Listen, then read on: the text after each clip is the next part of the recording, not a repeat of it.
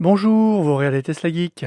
Décidément, Tesla n'en finit pas de nous surprendre avec la motorisation de son Model Y propulsion berlinois. Celui-ci ne tient plus en place. Grâce à deux abonnés que je remercie, l'un qui m'a fourni son certificat de conformité et l'autre qui m'a envoyé sa carte grise toute fraîchement reçue, j'ai deux nouvelles infos qui vont vous surprendre et qui tiennent en deux chiffres. 320 chevaux au lieu de 300 chevaux et 9 chevaux fiscaux au lieu de 6 chevaux. Oui, 9 chevaux fiscaux. Je sens que vous avez envie d'en savoir plus. Est-ce synonyme d'un gain de puissance? Réponse après le jingle.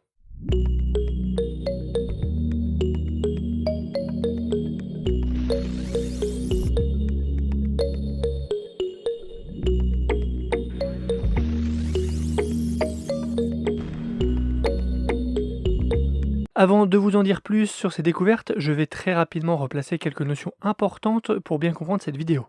Tesla développe ses propres moteurs et les fait évoluer au fil du temps. Chaque moteur a un code, 3D1, 3D5, comme indiqué dans ce tableau. D'un bobinage du stator par enroulement de cuivre sur les moteurs de première génération, Tesla est passé à un enroulement en épingle à cheveux sur les moteurs de génération suivante. Nous en sommes actuellement à la 4e génération. Celle-ci n'est pas présente dans toutes les usines et n'est pas présente non plus sur tous les modèles de la marque. À chaque modèle correspond un niveau de puissance, soit puissance de base codifiée par un B, on les retrouve sur les versions long range par exemple, et l'autre puissance performance avec un P, on les retrouve sur les versions performance comme son nom l'indique. Dans le numéro de châssis, aussi appelé VIN, chaque lettre a une signification. La 8e lettre du VIN donne une indication sur le moteur. Une indication qui n'est pas suffisante pour identifier le moteur avec précision.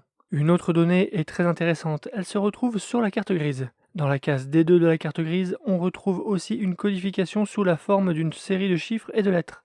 On va y retrouver en 7e position un R pour un seul moteur ou un D pour dual motor. En 8e position, on a le niveau de puissance. On retrouve soit un B, soit un P, comme expliqué juste avant, de base et performance. En 9e position, on va retrouver la génération du moteur. Un G pour la première génération, un Q pour la deuxième génération, un Z pour la troisième ou un V pour la quatrième. Une dernière source d'information est très intéressante, mais moins accessible, car il faut en faire la demande à Tesla. C'est gratuit, ça se fait par mail, mais il y a toujours un peu de latence, et quelquefois on a du mal à l'avoir. Il s'agit du certificat de conformité. Ce document reprend l'ensemble des informations du véhicule. On y retrouve en particulier le code moteur et sa puissance max instantanée, mais aussi d'autres infos comme la taille des jantes et pneus homologués par exemple. J'ai synthétisé ça dans ce tableau. Notez que les codes moteurs 3D6 et 3D7 sont utilisés sur deux générations, que la dernière ligne indique ce que l'on va trouver dans la case D2 de la carte grise, en 8e et 9e place. Ça fait beaucoup de lettres et beaucoup de codifications, mais ça devrait vous permettre de comprendre votre carte grise et de comprendre la suite de cette vidéo. Dernière notion importante à connaître pour cette vidéo, et oui, ce n'est pas fini, les différentes puissances. La puissance max, c'est la puissance instantanée, celle qui correspond à l'accélération que l'on ressent quand on écrase l'accélérateur. Elle s'exprime en kilowatts et peut être convertie en chevaux. Cette info n'est pas sur la carte grise. Sur la carte grise, on retrouve la puissance net max. Le net est important. Cette puissance max net se mesure en gardant la pédale d'accélérateur appuyée à fond pendant 30 minutes. Durant cette période, le moteur chauffe, la batterie aussi, et elle se vide. Les performances diminuent. La puissance net max est donc bien inférieure à la puissance max instantanée pour ces raisons. Enfin, la puissance fiscale qui sert à l'administration repose sur une formule de calcul qui s'appuie sur la puissance max net justement.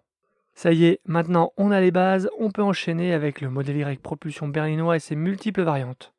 Voilà les différentes variantes de Model Y berlinois. On a commencé par avoir une première variante identique au Model Y propulsion chinois, à savoir un S dans le VIN, BZ dans la case D2, donc puissance de base. Sa carte grise indiquait 6 chevaux fiscaux et 88 kW de puissance max net.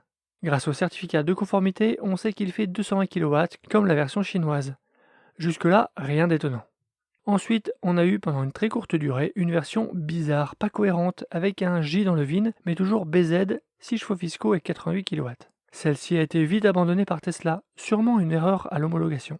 On l'oublie et on passe à la troisième version, car cette fois-ci, la case 2 est cohérente avec le J du VIN. On y retrouve PZ, donc un niveau de puissance performance, synonyme de plus de puissance, qui se confirme avec une puissance max net très légèrement supérieure, 90 kW au lieu de 88. Restait une inconnue, sa puissance max instantanée. Eh bien, grâce au certificat de conformité, j'ai eu la réponse. 235 kW, soit 320 chevaux au lieu des 300 de la précédente version. 20 chevaux de plus. C'est pas beaucoup et on ignore encore si ça se traduit sur la route dans un 0 à 100. Il faudrait faire le test d'ailleurs. On croyait que c'était terminé, mais non. Un autre abonné a reçu sa carte grise et devinez quoi? Encore une autre variante.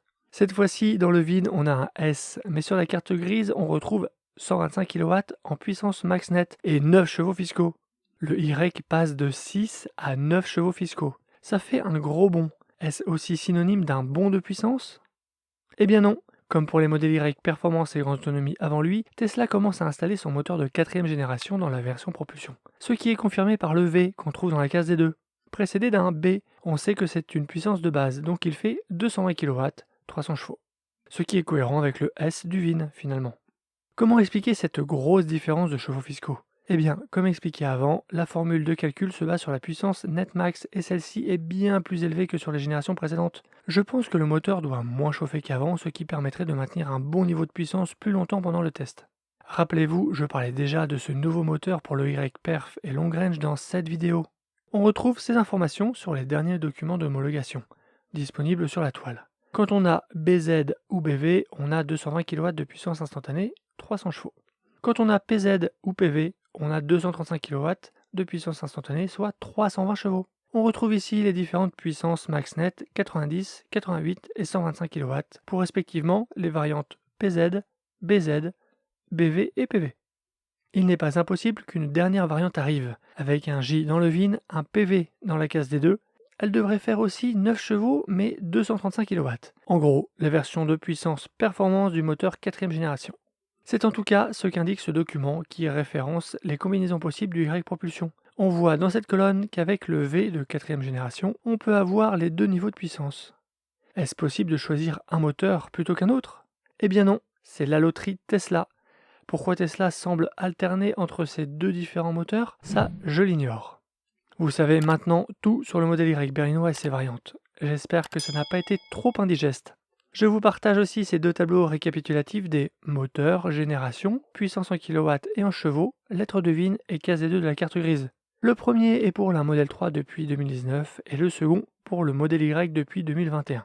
J'ai le privilège d'avoir été choisi par Tilliard, la boutique d'accessoires pour Model 3 et Model Y, pour fêter leur premier anniversaire de leur boutique. Pour l'occasion, nous organisons jusqu'au 31 août un concours gratuit qui se passe sur ma page Instagram. Les instructions sont décrites dans ce post. À gagner des cartes cadeaux de 30, 50 et 100 $. En parallèle de ce concours, des cadeaux accompagneront les commandes de plus de 199 et 399 $. Et enfin, le top 10 des clients sur cette période recevront également des cadeaux comme des enjoliveurs. Pensez à utiliser mon code TeslaGeek qui vous offre une remise de 22% et rejoignez-moi sur Instagram. Abonnez-vous pour ne pas rater mes prochaines vidéos. Jetez un œil sur mon site teslageek.fr pour des bons plans, la checklist de livraison et une sélection d'accessoires pour Model 3 et Model Y. Et je vous dis à bientôt pour une prochaine vidéo. Si tu as aimé cette vidéo ou que tu veux soutenir la chaîne, mets un like. Tu peux t'abonner pour recevoir les notifications de mes prochaines vidéos et aider la chaîne à être mieux référencée. N'hésite pas à donner ton avis en commentaire. À bientôt!